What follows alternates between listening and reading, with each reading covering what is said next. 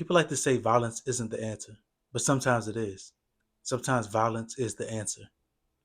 We have a video of a father explaining why he beat up his daughter's bully's father, while having his brothers jump that father. So let's take a look. To the 7-year-old girl who had to watch me and my brothers jump her daddy after school, I'm sorry. I know that was probably a traumatizing experience for you. But we kept asking you to stop bullying my daughter and you wouldn't listen. We sent letters home. We even had a meeting with you and your parents and you wouldn't listen. So now you know your actions have consequences. And since you too young to receive those consequences, you had to watch your daddy take those consequences. Get some therapy. You'll be all right. It sounds like the girl that was getting bullied, she told her dad, and the dad tried multiple avenues to tell the parents of the bully what was happening. It sounds like he sent letters and he said that they met face to face, but for whatever reason, the daughter wouldn't stop bullying the other girl. We do have to note that we don't get to hear the other parents' side of the story. Maybe they did talk to their daughter and she just wouldn't stop bullying the other girl for whatever reason, but we don't get to hear if that took place or if they had a conversation at all. Maybe they never had a conversation with their daughter.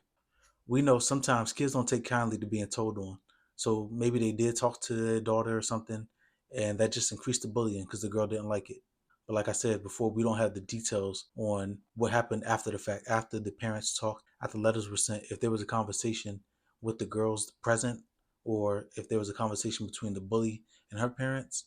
We don't know if that ever happened. Unfortunately, sometimes violence is the answer. If you keep asking somebody to stop doing something and you tried all these different avenues, eventually you might have to use physical force. And that's what it sounds like happened in this case. We sent letters, we talked face to face, and you're going to keep doing what you're doing. Okay, so now I'm going to show you better than I can tell you. But honestly, hopefully this doesn't lead into the situation being escalated anymore. Hopefully the parents of the bully don't feel like they need to crash out over this, and this is where it ends. But it should have ended before this. It shouldn't even have had to get to this point, but it did. And like I said, it is what it is. Um, I sent you letters. I said, hey, can you stop? We talk face to face. You're not listening.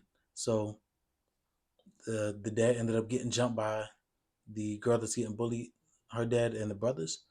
And hopefully he doesn't feel like he needs to crash out and retaliate and take it up a notch. While it may seem excessive, the guy he can't beat up the little girl.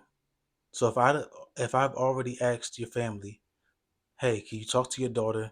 Your daughter's bullying my daughter. We send letters home. Um, we meet face to face, and there's no consequences. At some point, somebody has to feel the repercussions of their actions. And apparently, in this situation, it had to be the father.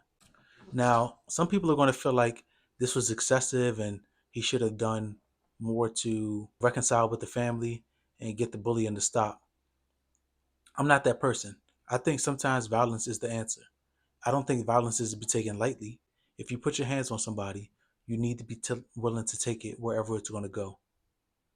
To the parents, you need to tell your daughter to keep her hands to herself because this is the consequence.